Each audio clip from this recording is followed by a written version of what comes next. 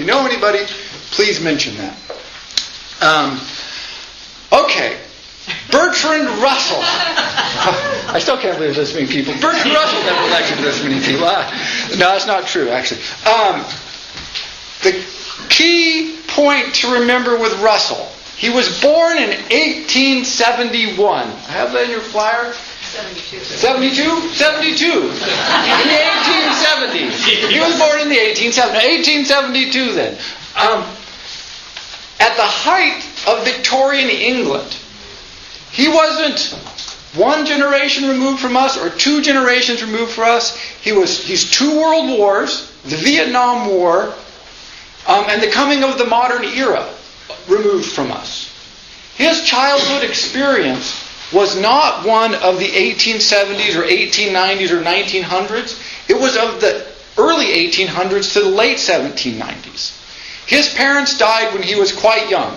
And so he was raised by his grandparents. Now his grandparents were conservative by the standards of their own generation. So we'll see this again with Heidegger. Heidegger was raised in the 17th century. Russell was a little bit better than that. But his upbringing was very peculiar, even for his time. On one hand, he was a privileged class. He was born to a family of minor nobles in England, which is if you're going to be born in England in the 1870s, that's the way to fly. But he was very strange upbringing by grandparents. These are the grandparents of the Victorian era that they seem like a caricature. One, you could not mention sex. Sex did not exist as a subject. There will be no personal contact with your children. That's bad. Children need to be scolded. You never show emotion. I mean, all of the sort of generalities that we have about the Victorian era, all of the wrong concepts, the oversimplifications, no, that was them. They were, whatever you think of the Victorian era, this was a highly religious, extraordinarily rule-bound, very cold. Showing emotion was showing weakness. You never show weakness, and therefore you never show emotion. And so Russell grew up sort of highly isolated. Not just from other people, although that was partially true because they were raised primarily on an estate and primarily with private tutors, but also from his own period. They were not allowed really to know what was going on in the world because that might damage their thinking. And so, as Russell grew up, he became a young man, and as all young men are, as young people, generally, he became interested in things like other people, ideas, sexuality. None of this was available to him. And then one day, this remarkably bright boy, who's been sealed off from the world, was given by his older brother a copy of Euclid's theorems. And this has happened repeatedly throughout history. There is a certain subset of our population, when they read Euclid's theorems for the first time, they find it a revelation of religious strength. Here they think is reasoning and it is. It's extraordinarily clear, cogent reasoning that has very powerful impact on the mind. If your mind is built a certain way, it doesn't happen to everybody, but to certain people. There's one chair up here. And when he receives this, again, it is like a vision. He cannot release his sexual energy. He can't even talk about it. He can't even think that he's sexually frustrated because that wasn't even a possible thought.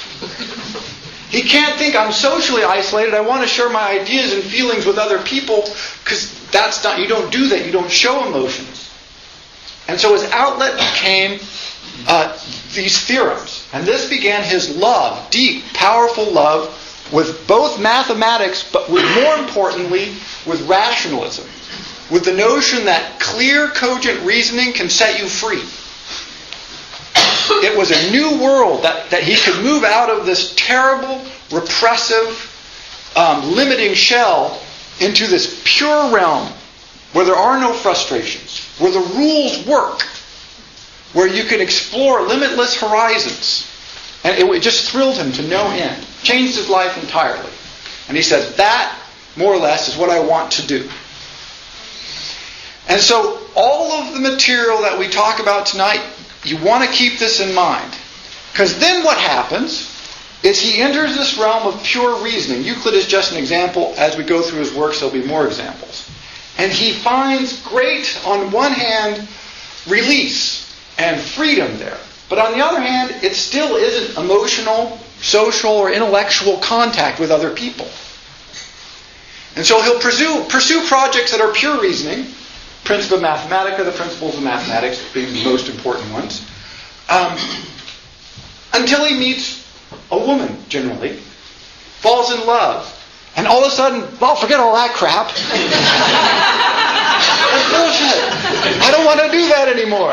And then he writes a work like Logic and Mysticism.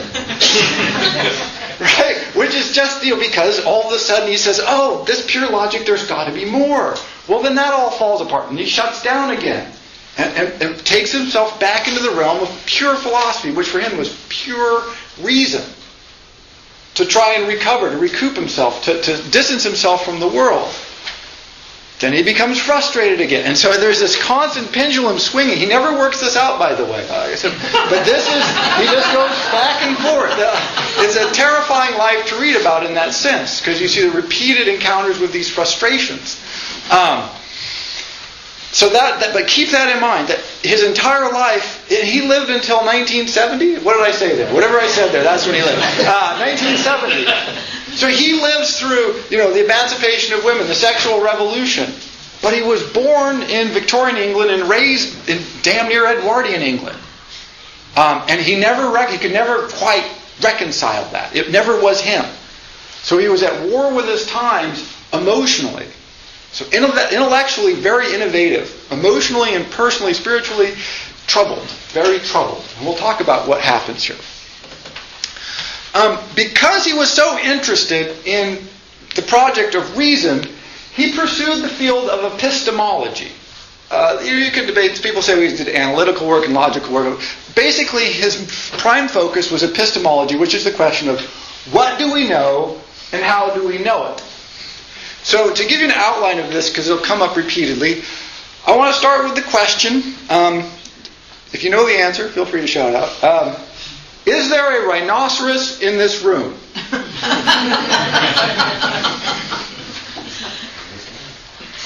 There is not a rhinoceros in this room. Yes.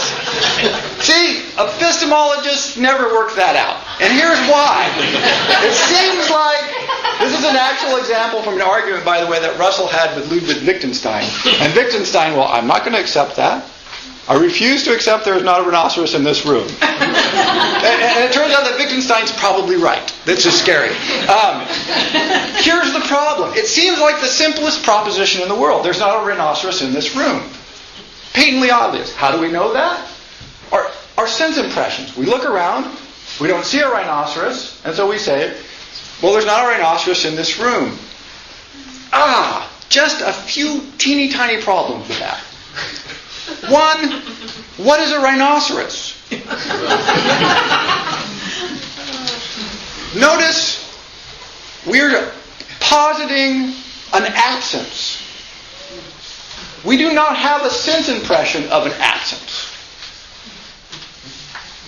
So when we say there's not a rhinoceros in the room, what we're really saying is, I have a memory or an idea. In fact, I don't believe I've ever seen a rhinoceros. I had to ponder this. But nonetheless, I have an idea that I think I know what a rhinoceros is. And I compare the room that I sense with a room that I imagine would be like if there were in fact a rhinoceros in it. And I say, the room I am in is not like my imaginary room. Therefore, there is no rhinoceros here. Now, the problem with that is, as I said, that's not a sense data. We're not experiencing a lack of a rhinoceros. What we're experiencing is a disconnect between what we imagine the room would be like and what the room is actually like according to our sense data. And epistemologists go, well, that's funny. So the world is made up of our memories and imaginations. And that's what reality is. Ooh. See how that gets really muddy really fast? And haven't we all imagined, for instance, that a date is going very well, only to discover that perhaps our imaginations have been somewhat incorrect, misleading, less than totally accurate. Right? And so epistemologists struggle with this. It seems so simple. There's not a goddamn rhinoceros in the room. And yet, how do you know this for sure? Because we think the room would be different if there were. And so they go, okay, well, how can we fix this, right? Because it seems like there's not one. We must be able to demonstrate that. Again, also assume, how many people have ever actually physically in person seen a rhinoceros? Because I don't know if I have. That's most people. Okay. Zoos. That's good. But notice, how many people have been to Paris? Wow, that's a lot of people. But notice if I said if Paris is not in the room, half of us would never have seen the object which I say is not in here. And so we wouldn't even be using a memory of the object that we had experienced to make the clarification about its presence or absence. We would be using an idea that we got from God knows where to come up with an imaginary image of the room that we would then compare to our sense data and say, well, Paris is not in the room. That's not a real firm basis to build things on. If you try and build reality from sense data, then what you're doing is called empiricism. Basically, you collect all the sensory data that you can, you build models, and those models are reality. This makes you an empiricist. Originally, Bertrand Russell was not an empiricist. He is what we call an idealist, a Platonic idealist. This is because of Euclid. What Platonic idealists is saying, no. There is in the universe perfect forms. There's a perfect rhinoceros. There's a perfect room. There's perfect things. And what we do is unknowingly, built into our minds, often called a priori, are these models. And so we're not appealing to sense data, although in part we are. Mostly we're appealing to the structure of the universe to arrive at some idea of what we mean by things like room and rhinoceros and in and out. Bertrand Russell's first project in epistemology was his work called Principles of Mathematics. I think I gave you there an example. And if it's on the first page, it says, pure mathematics is a class of all propositions of the form P implies Q. Wow, that's exciting. Are you all excited? Have you glanced ahead to Principia Mathematica? Because that is really some clarifying material there. Here's what he does. He goes, look, and this, by the way, goes back to Kant. Everything goes back to Kant. I mentioned that in the first lecture. Here we are again. Kant had demonstrated that we shouldn't trust things like our idea of rhinoceros or whether or not it's in the room. That we only have the capacity to build the model as if, remember I mentioned this, as if it were true. With one exception. He said mathematics seems so necessarily, obviously true that it must be a priori true. True before everything. Before the universe's founding, mathematics works. In every alternative universe imaginable, mathematics works. So, like Euclid's geometry, here seemed to be a realm where we can build truth. If we can understand mathematics, then we will have absolute, total truth. From that we can derive any other truth that can possibly be developed. This was Russell's goal in the Principles of Mathematics. So first step is, he said, look, there is a realm of perfect truth. And again, it's in mathematics. But it turns out that mathematicians don't know why mathematics works. It's one of the little tricks they don't tell you about mathematics. 1 + 1 = 2. We all know that. We don't know why. It took Russell and Alfred North Whitehead about 12 pages of Principia Mathematica to demonstrate that proposition, which they claim hilariously is the occasionally useful proposition that 1 + 1 = 2. But it took a lot of work to demonstrate that. And when Russell begins working whole sections of mathematics had no logical foundations. And so he said this. He said, math is up here.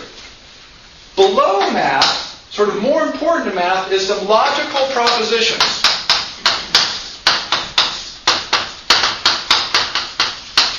And if we understand the rules of forming propositions, mathematics is a class of all propositions. P implies Q. If this, then that. If we understand the proposition sufficiently well, then A, we can prove all of mathematics. Nice achievement. And then B, we can use those rules of proposition construction to then work on things like, is there a rhinoceros in the room? And so you turn the proposition, is there a rhinoceros in the room, and from that into something like, if A, then you would need this if. It would look like this. If A, then B, a proposition. If there is a rhinoceros in the room, then people will be screaming. If people are not screaming, then there is no rhinoceros. Are people screaming? Yes or no? If no, then no rhinoceros. If yes, potentially a rhinoceros. But notice all the linguistic content drops away. There's no room here. There's no rhinoceros here. There's just A, B, P, and Q. And logical functions, the if, then, or, and, not. You only need two of them, it turns out. You only need not and or. But use a couple of others. It makes the equations easier. And so his first run of this was propositional analysis of mathematics. Great. And they made huge strides. You cannot understand, it's hard for us to understand the impact that his book had on mathematical thinkers all over the world.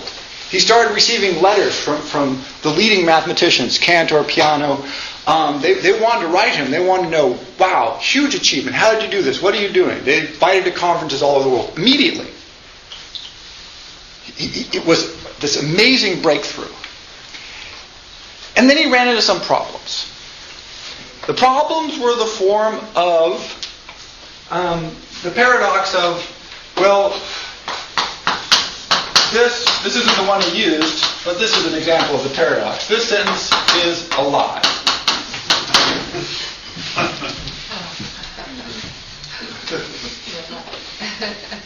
So, with propositions, everything depends on being able to prove something true or false. It's either a true statement or a false. It's either a true proposition or a false proposition. If it's true, then you do this. If it's false, you do this. It's totally mechanical. And then you derive your proofs from that. This sentence is false. Or this sentence is a lie. Well, if it is a lie, then it's true. And if it's not a lie, then it's false. You cannot imagine how much time Bertrand Russell spent doing this. I mean, years, ladies and gentlemen. He was like, He tried every imaginable scheme to solve these kinds of problems. Another version of this is they said, the King of France is bald.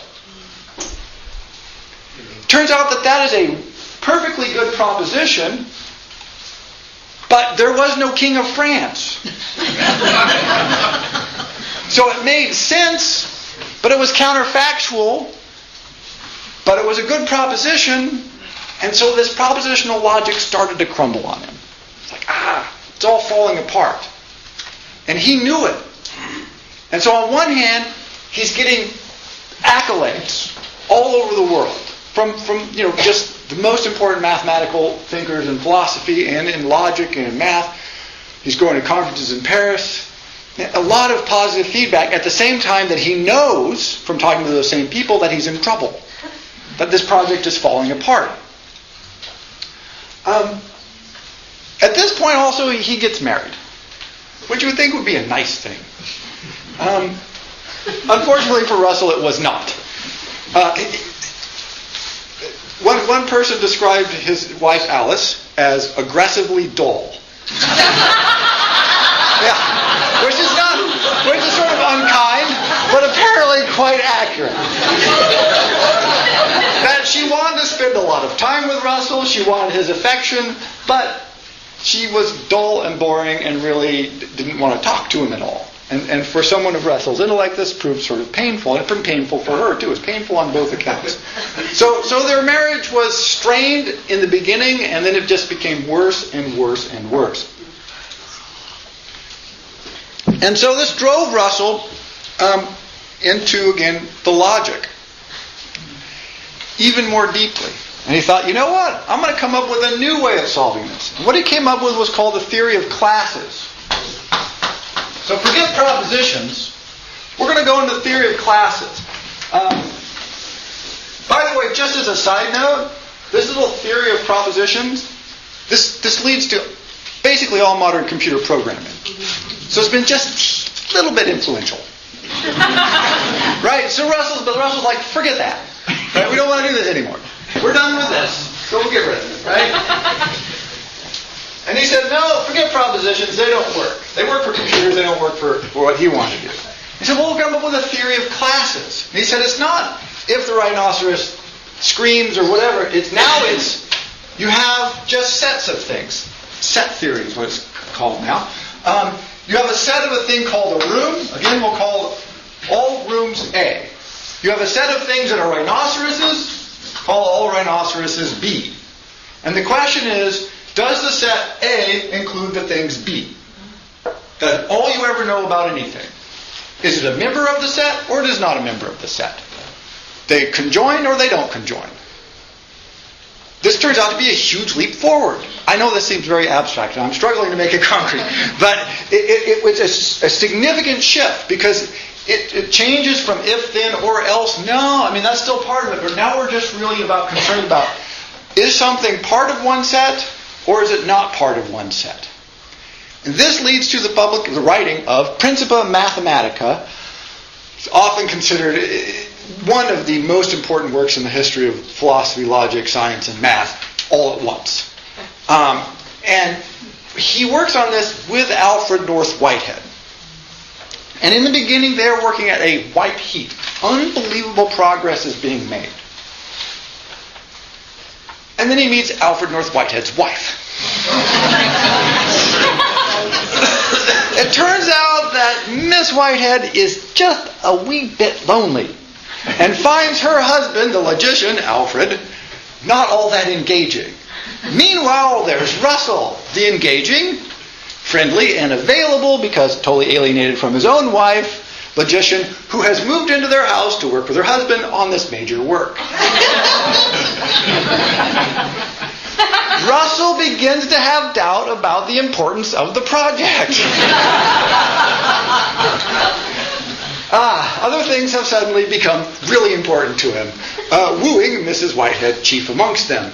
So they strike up an unbelievably complicated relationship, and Russell starts to really be concerned about the true value of this project. So on one hand, he's making huge strides in developing a logic that came very close to achieving their goal, which is providing a perfect logical foundation for all of mathematics, which could then be extended to basically the rest of the world.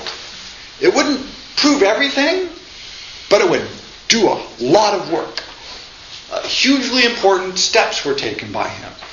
People who, if you're into math logic or the foundations of mathematics, this is the book. This is the book. So he's struggling on two fronts. One, this huge, truly titanic. Took him about 6 years to finish this work. Ended up being 3 volumes. So expensive to print that Russell and Whitehead each had to cough up £50 to help cover the costs, which, as he wrote down, meant that he spent 6 years of labor and £50. Right? But at the end of it, you have this class model, which is, again, hugely important in mathematics today. But notice this little logical problem that arises once again. So before we had this sentence is a lie. This one ends up being the class of all classes not members of themselves.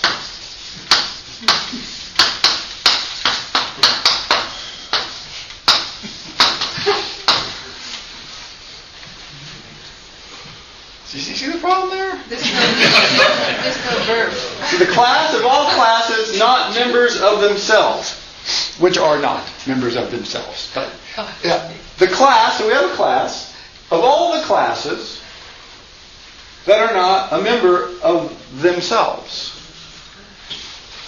So if you have a class that's not a member of itself, then it goes into the class of all those classes. Wasn't Girdle alive then? Ah, yes, he's coming. Girdle just drives a stake right in its heart. You're dead. But the class of all classes, not members of themselves. Well, if it is a member of this class, and it's a member of the class of itself, then it's not a member of this class. Then it's a member of this class. And it's not a member of this class. God! I think I'm going to go talk to Alfred North Whitehead's wife some more. This is how you work that out, it turns out. And so, so he's just struggling, on one hand, to finish this project, which about halfway through he realized was flawed. And he could not come up with the answer. It turns out there is no answer. This is what Gödel proves. Gödel's famous incompleteness proof, 1936, much later than this, but that's how long it took to finally prove that this was undoable, the project that Russell thought he had done. He shows that there is no system that can operate this way. There's lots of very good systems that can do lots of work. None of them can cover everything. None of them are complete in a mathematical sense. And so already he feels this falling apart on him. He's like, So on one hand, he's making huge strides in mathematical logic, both by developing propositional logic to a place it had never been, and by developing set theory to a place it's never been, and by providing logical foundations for whole fields of mathematics that had never been touched before. Most people, and all of his admirers, said, you're one of the leading minds in the world. Russell said, see, he didn't want partial solutions. He didn't want a little bit of the truth. He didn't want a corner. He was going for the absolute truth. The Platonic ideal. He was an idealist. Something that's 3/4 true, no, who cares? Something that works really good 97% of the time, no philosophical interest for him. If it wasn't perfect, it didn't work for him. Because, again, as I mentioned, he was in this shell. He was trying to build a world that would allow him to escape from the world that he was raised in. Basically escape from himself to a pure, clean, true world like Euclid's geometry. It really deeply, you can't overestimate the sense that this drove him on. And so he feels this collapsing all around him. Simultaneously, his marriage is collapsing. And he's in love with a woman who's basically unavailable to him, but who loves him very much, and they spend a lot of time together, just making it all emotional hell for all parties, while he works with Alfred North Whitehead on this major work of both of their lives. And he just becomes frustrated and disgusted, and he just basically collapses in a heap. He called this the bitterest period of his life, the writing of this book. He said it was a monastic existence, which basically it was. So about what time was this? 1903 to 1906, 7, 8, 9. Right in there. Finally, this wraps up. At the same time, he divorces his first wife, and he begins a relationship with this woman named Adeline Morel. Now, I mentioned in the introduction, or the little piece here, his private life was astonishingly complex, so only the barest outline is possible. I just want to give you a suggestion of how complex at this point his private life becomes. So he moves from extraordinarily staid Victorian upbringing to Cambridge, very staid, to basically a sterile marriage with a woman he has no feeling for. Then a little hint of relationship with the wife of his co-worker, but there's no example. We don't think they ever had sex, so very frustrated there. And then he meets Adeline Morel. And at one point in his relationship with Adeline Morel, and I'm not exaggerating because this is all true, Adeline Morel is recruiting a lover for Russell because she's tired of being his lover, even though Russell wants to marry her, and Russell's girlfriend from America has just shown up unexpectedly and moved in with Adeline Morel, who they form a team to work against Russell. Meanwhile, Audelin's husband is having an affair with one of Bertrand Russell's best friends, and they all travel together. I don't know how they all kept it straight. I have no idea how they knew what was going on at any moment. Why this is important to his philosophy is because right when this is crashing down around him, again, not because it wasn't a significant contribution to philosophy, it was huge. It just didn't meet his goal, which was an absolute Platonic ideal. He says, all right then, fine, forget that. He meets Audelin. He falls madly in love, romantically in love. This is the woman of his dreams. He's been waiting for her all his life. Here she is. She was sort of like this, 50-50 on him. On one, she liked having him around. On the other hand, she was married, didn't want to divorce her husband. She had several other lovers. Her husband had several other lovers. She didn't see why she should run off with him. She's like, look, no, we can sleep together, we can have a relationship, but you need to get some other lovers and fill up more of your time, because I'm busy. Which, for Russell, was a bit of a shocker, because again, he was raised by Victorians. Right? So this is called the Bloomsbury Group, by the way. And so all of a sudden he finds himself running with this crowd that were not raised by Victorians. Did not view the world in the Victorian way. And it was blowing his mind. And he never knew exactly how to respond to anything. So he does two things. First is he writes a work called Logic and Mysticism, which is sort of, as you can see, it's going to be a troubling work to look at, right? But what he says is, more or less, to summarize, part of the world comes to us from mysticism, inspirational part. You can just substitute Audeline for mysticism in the entire book, and it makes perfect sense. I'm not kidding. It's really sort of an interesting love letter to Audeline. But when you think, you must think with logic. And so for the first time, he allows into his thinking the notion that there's a part of the world and a part of the human experience that cannot be explained entirely with logic. And that part is mysticism. Again, just substitute the word Audeline, and you've got it right. There's romance, there's inspiration, there's love, there's beauty, there's aesthetics, and logic doesn't work. Damn. If you want to think correctly, you need logic, but it doesn't cover everything. That's not enough anymore for him. It's a great short work. It's hard to find. I think there's an electronic version online. Interesting read in context. And he does another work, which I have here, from the analysis of mind.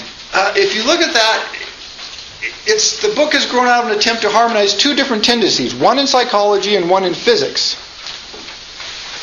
It's a long essay, very long essay. He wrote several books on this subject, but the key note here is he switches to empiricism. He says, all right, I've given up the logical ideal. I've given up the Platonic ideal. Gödel hated him for this. Kurt Gödel, the math logician, probably the most famous math logician of our century, continuously said, you had the inspiration from God when you were young and you abandoned your duties to logic. And Russell's like, well, not so much. I just don't think it solves everything anymore. So he became an empiricist. He said, look, we know the world through our senses. And what we have to do is try and determine the best way to analyze our senses. But knowing our senses are misleading, he shifted his ground dramatically. And he said, look, mathematics is not explained by logic.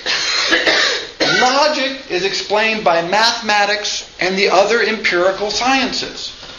All of a sudden he says, look, the role of philosophy is to explain the discoveries of physics and chemistry and mathematics and bring those into the realm of the philosophical discourse that people who do not have access to those fields can understand. To explain the world in terms of the empirical results of the physical sciences. And again, he wrote several very good books in this mode. But for him personally, this is a dramatic shift of view. From the perfect world that we will then derive all our experiences from no, we need the sciences, and then we take their results and we use those to derive the world. But he admits that the sciences are limited. There's only so much the sciences can know, so there's only so much philosophy can know. And so again, he spends a whole period of his life writing in this mode. He switches the ground for empiricism. No absolute truths in the old sense in which he held that. The job of philosophy is to just translate science for a general public, philosophical public and a broad public. To wit, he writes a book like the ABCs of Relativity. He feels it's his job to do that. But it was really a crushing defeat for him. He decided, you know what, I'm going to abandon philosophy. I'm going to leave Cambridge. I don't want to do that anymore. And when he wrote ABCs of Relativity, it turned out to sell many copies. He made a lot of money. And he goes, ooh, look at that. I don't want to do this logic stuff anymore. It doesn't work. It's too limiting. I want to be in the world. I want to experience things. And if I write more popular works, I make money. And so if you look on the back of the flyer here, there's a list of what I call readable works. The Problems of Philosophy, Why I'm Not a Christian, An Inquiry into the Meaning and Truth, A History of Western Philosophy.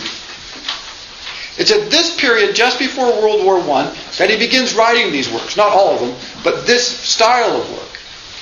If you read about him in philosophy books or biographies of him that are philosophical, they say, oh, well, these aren't very important works. These are just, he did them for the money, or he did them for popular, or they're just derivative. No, I argue, absolutely wrong. When he discovered that the logical project was not going to work, he was devastated. And so he shifted grounds. He said, my goal, my job now is to communicate as best I can with people, with the general public, the general educated public. And he took these works very seriously. Now, there's some works that he wrote, which I have not listed here, which he did not take seriously. Those come mostly in between the wars. He really did just need to make money. He would write anything at that point. But these he took very seriously. He worked very hard on them to try and communicate the best ideas he felt of the past and contemporary philosophy to the general public. And they're all readable, and I highly recommend them. The next list I say is almost impossible. Principia Mathematica, the introduction, and Principles of Mathematics, the introduction. The actual content of them would be simply impossible. And to demonstrate that, here's a page from Principia Mathematica. That's the one that says 639 with a little diagram. Principia Mathematica is 3 volumes just like that. Not a page turner. And on the first night, I recommended that you always read philosophers in their original works. With Russell, it's not really a very good idea. Unless you have a big background in mathematical logic, in which case, hey, knock yourself out. But the key issue here is that really, as important as these logical works were to him and to the 20th century mathematics and logic, he felt they were failures. And he shifted to logic and mysticism. His attempts to translate modern science into philosophical language. His attempt to bring the greatest thoughts to the broadest population. Because he thought the logical project was dead.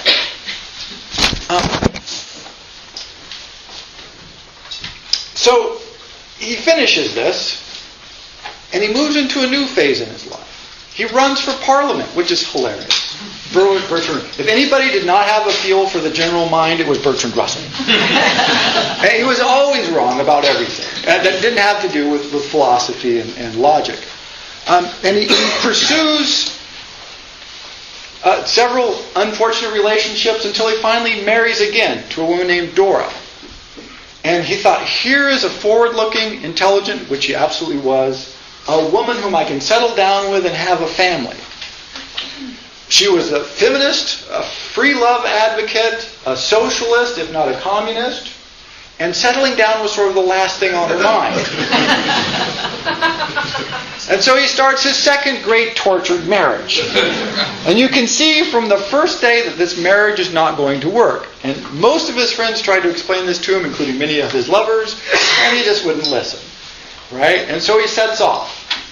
And it just does not go well. On one hand, he wanted a family desperately, and he finally got one with her. He had 2 children with her. And he turns his mind now to education. Do not read Russell's books on education unless you want to laugh. No one knew less about being a parent or about raising children than Bertrand Russell. I mean, it's almost horrifying. And really, it is kind of sad because he damaged his children pretty well, trying to carry out his philosophical ideals onto children. And he really did sort of, they did not have happy childhoods because of this. But again, it returns to his idea. How do you raise children? He put this logical framework on it, but it was really the way his grandparents had raised him. In a weird reproduction of his own childhood. You don't want to show them too much feeling. They know you love them, so if you show them too much love, it makes them nervous. This is one of his arguments. Right? Yeah. So things are not going well for Bertie. So when things aren't going well, what do? Of course you have an affair. What she is doing, of course, vigorously on all sides, much to his chagrin. Even though he's having affairs, of course, as well. He's deciding this whole free marriage thing is not working out too well, and she decides, no, I think it is. He's like, oh, damn. That puts me in. And he was enough of a logician to realize that he can never win that argument, right? But so he returns to his love of philosophical reasoning. And he launches a second development of empiricist thought. And this one is described best, I think of it as the world can be conceived of in 2 ways. In one way, think of it as 2 buckets. It's either a bucket full of Jell-O, in which everything mixes and is undifferentiated, or it's a bucket of shot, pellets, lots and lots of pellets. And that you take any given pellet, and by describing its relationship to as many other pellets as possible, you arrive at an understanding of the world. This is a world constantly in flux. This is a world of changing but more or less fixed relationships. Russell decides that this is the right answer. He says the world is all differentiated little particles. Not surprisingly, he gets this idea from physics, because now the atomic theory of physics is taking off. And he says, look, there's the proof. The world is made up of little particles and their relationships to each other. And that if we can understand that, then we'll be able to grasp the nature of these relationships again. And so he begins working on a serious attempt to codify all scientific thought into one logical system based on I'm sort of simplifying, as a shot theory of the universe. The relationships of any given particle to any others. And at this point he makes a significant breakthrough in his understanding and our understanding of the world, in which he says there's actually 6 dimensions in the universe. Now we're all used to now thinking of the universe as having 11 or 27. This was extraordinarily important and groundbreaking at the time. He says there's not 3 dimensions as were known then. He says there's actually 6. And he starts developing this model. A few papers published on this, but he did voluminous writing, never published, because he breaks it off, of course, when he starts another affair. But he made a lot of progress in trying to work out this 3rd version of the universe. This version of the universe, by the way, is beginning to triumph at the moment. Modern string theory is failing, and so, which was sort of this version of the universe. And so the math of this version, advanced particle physics, is beginning to look right. And Russell's work on this is becoming more important suddenly after a lapse of many, many years, as repeatedly happens with him. His work here is also the foundation of what's today called analytical philosophy. It's a technical field, but again, you can see the analysis of the relationship of any part of the universe to any other part of the universe. And the logical implications that go with it. And so his technical work continues on. Well, until again, another, horribly doomed failed, complicated personal crisis hits him. He starts dating this other woman. His wife has 2 more kids by another man, even though they're still married. He wants nothing to do with them. Ugly breakup. And he switches again. And how many of you have read anything by Russell? People read things by Russell? Yeah. Probably not Principia Mathematica, my guess, just off the top of my head.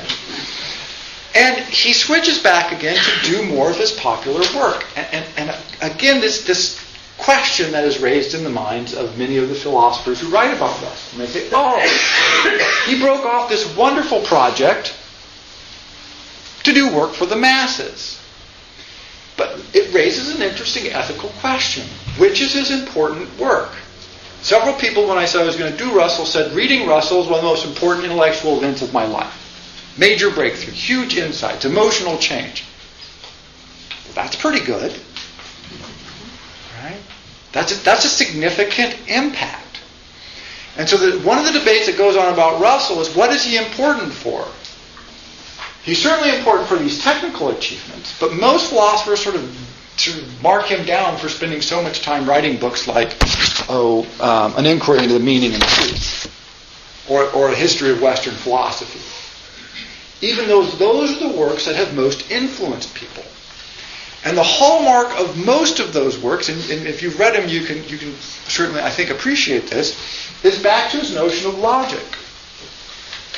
He says, look, the world is not necessarily logical, and that's what he was freed up by when he moved to empiricism. He could finally accept that the world might not, in fact, make total and complete sense. It might be messy, and it might be incomplete, and it might be unknowable in some ways. But there is still a lot we can work out. There's still a lot we can think about and figure out if we apply careful reasoning. And so he chose subjects about which very little careful reasoning had generally been done.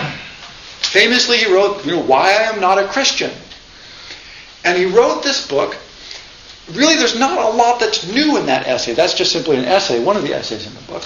But he finally sat down and he said, well, let's look at this with as much concision and reason as we possibly can. And he said, if we extract emotion from it, and we extract mythology from it, it doesn't look very reasonable at all. He said, let's do that with marriage. If we extract emotion from it, right, it doesn't look very reasonable at all. Let's do that with education. And it turns out, on one hand, it generates powerful insights. On the other hand, if you extract emotion out of the marriage relationship, it's going to skew things a touch. Right? And so he struggles with the same thing continuously. He wants to apply logic to everything, and he turns it on to many subjects where there had not been that much careful logical analysis before. Christianity, the marriage relationship, the liberation of women, the education of children. He says these have been ruled by custom. These have been ruled by emotion. These have been ruled by, this is the way people have done it for 150 years, this is the way we'll have to do it. And sometimes he's right, and sometimes he's wrong. But his really early breakthrough, surprisingly, is to just say, let's really look at these. He shares this with Nietzsche. If you remember from Nietzsche, Nietzsche said, you know what? Let's try and look as carefully as we can at what's going around here and think about it as well as we can. The distinction is, Nietzsche had no necessary need for logic. He was a very reasonable person. He applied reason a lot. And Nietzsche had a very good feel for other human beings. Russell, all the evidence suggests he never did. To the point where I mentioned earlier that he was dating Adeline, his lover, and this woman has come over from the United States to, she thinks, probably marry him, which is of course absurd, but that's what she thought. And she is living with Adeline. Don't ask me how that happens. It's very complicated. Adeline is at Russell's house for drinks and tea and chat and whatnot, perhaps sex. And there's a knock at the door. And Russell doesn't answer. And Adeline says, aren't you going to answer? He says, no, it's that woman from America. She does that every day. She knocks and weeps out there on the steps. And Adeline's like, well, shouldn't you talk to her? And he's like, no, I don't want anything to do with her. And she's like, She just sort of ended up realizing, Adeline did, that, boy, he's really shut off from people. If you can just sort of sit there and go, oh, no, don't worry about it. She'll go away after she cries for a while. You know, your empathy for your fellow human being is at a low ebb. But on the other hand, this was also his power. His capacity to say, you know what, let's just get all that emotional crap out of here. Let's really look at this without being blinded in a way by the human. Nietzsche said, let's look at the human in everything. Human, all too human. That's what I want to talk about. I'm talking about the human. Russell tries the opposite tact. Can we apply human reason well enough to basically get us out of the human? Can we find a spot to stand at from which we can look down on or up on or across at human beings where we don't have any biases, where our own histories, ideas, mental images, emotional feelings do not so totally distort our understanding of the world that we can't understand the truth of a situation, of a historical fact, of what's going on. And so if you look through, Russell, by the way, his collected works are, I think, 36, 37 volumes. You know, lots. He wrote lots and lots and lots. And he was a very good writer. So he could write with great facility about virtually anything at high speed. Whether it had any merit or not, it didn't matter. He could do it. Which is sort of a blessing and a curse. But one of the consistent things through all of his work is this idea. Can I get outside of the human?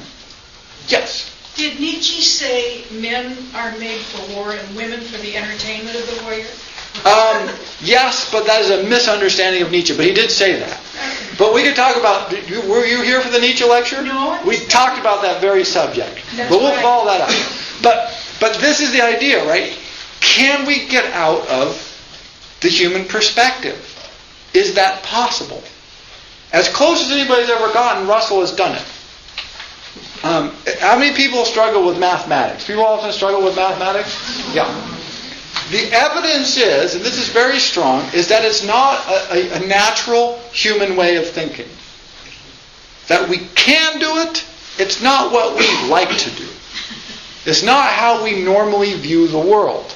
And so it takes a very special kind of training, which we all can do. And so we can start thinking about the world in ways that are sort of, they're not inhuman because we can do them, but it's not normally human. What Russell did is try to develop those into an absolute philosophical system for discovering the truth without the interference of human bias.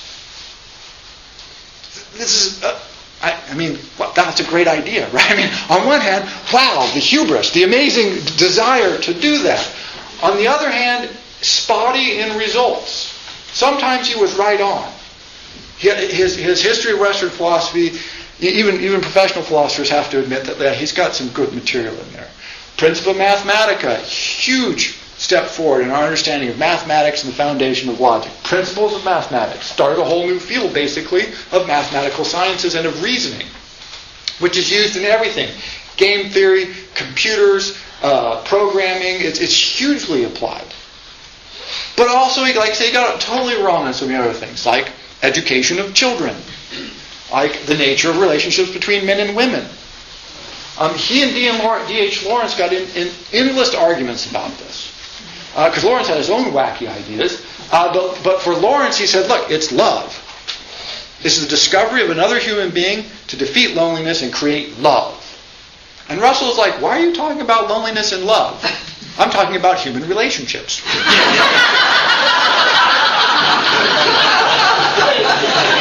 And Lawrence just begins pounding his head on the desk. You know, he's like, who is this guy? What do you mean, why am I talking about love and loneliness? And Russell's like, look, you have a proposition, man and woman. Lawrence is like, no. It's not a proposition. Russell's like, well, yeah.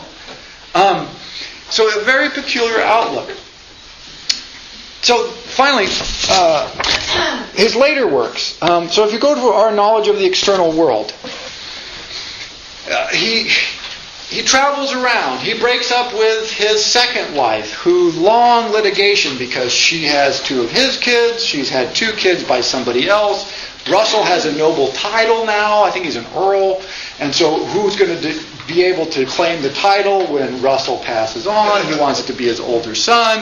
The money issues are all tight. Of course, we've had World War I and World War II. I mean, it's just a mess, right? And he returns to this notion of a search for how do we understand the world. And so this is one of his later works, Our Knowledge of the External World. Just a quick note from this first sentence to give you a sense of it. Among the objects to the reality of objects of sense, there is one which is derived from apparent difference between matter and how they appear in physics and things as they appear in sensation. Men of science, for the most part, are willing to condemn immediate data as merely subjective. And he wants to, in some sense, now defend immediate data. So again, a huge shift here. Platonic ideals. Forget sense data, it's just wrong.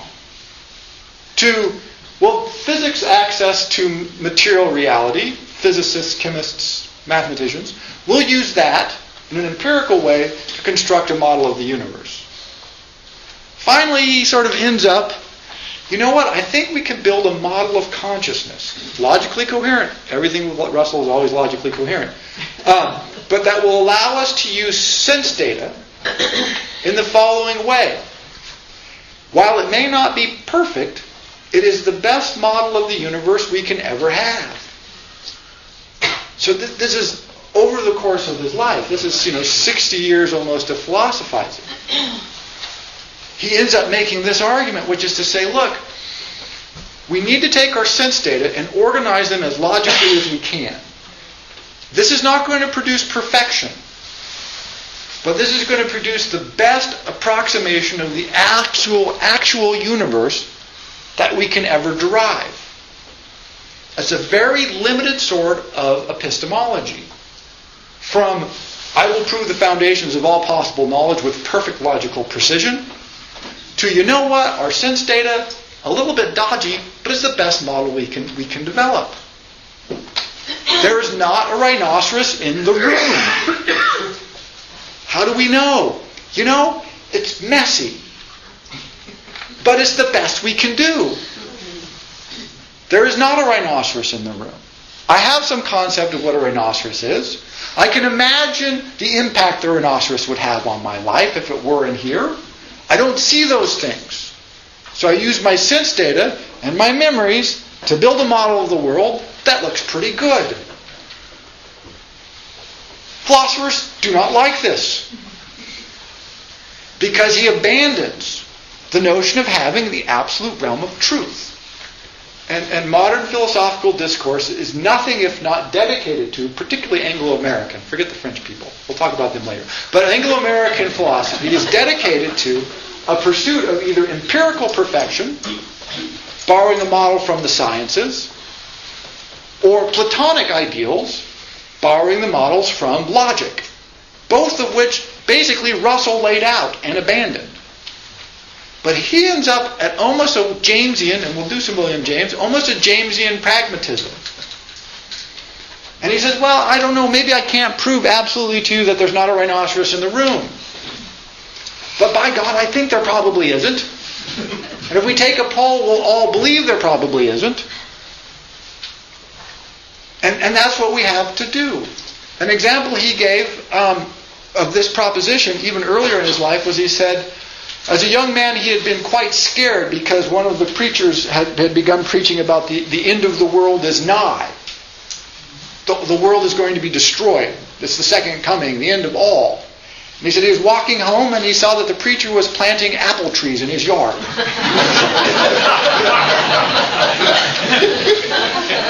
And he said, I felt greatly comforted by that discovery. Because it seemed inconsistent with the philosophy which he had been preaching. And so this is where he ends up. And he says, we're all planting apple trees in our yards. More or less. And that's what we do. Not because it's perfect, not because our knowledge is perfect, not because our logic is perfect, but given the empirical data that we have through our senses, that's the best we can do. Now we have to reason as carefully as we possibly can. But at the end of the day, what we're going to be stuck with is, like I said, there's not a rhinoceros in this room. Bertrand Russell.